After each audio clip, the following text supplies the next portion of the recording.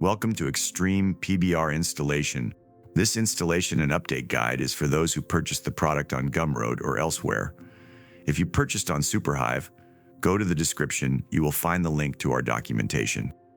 Go to your purchase page on the website where you made the purchase. In this example, we are on Gumroad, and download the Extreme PBR file.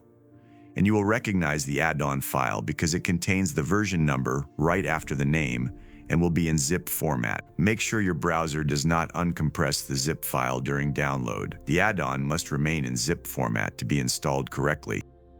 Please note, since the release of Blender 4.2, the extension system has been introduced.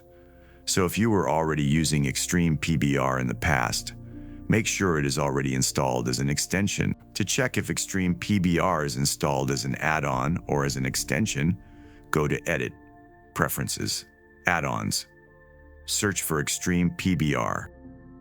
If you see the word Legacy, as in this case, deactivate the add-on and uninstall it by pressing the Uninstall button.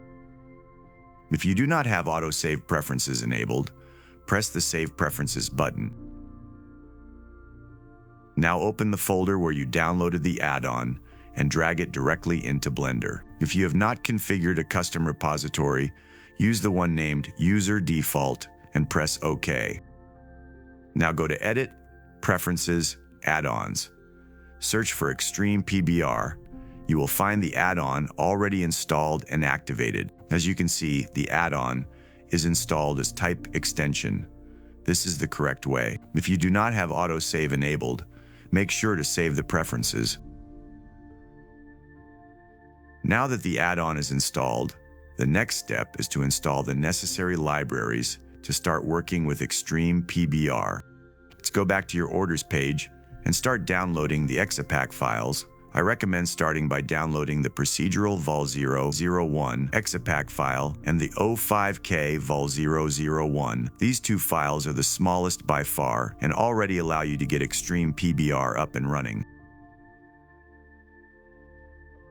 Now let's go into Blender and open the panel by pressing the N key.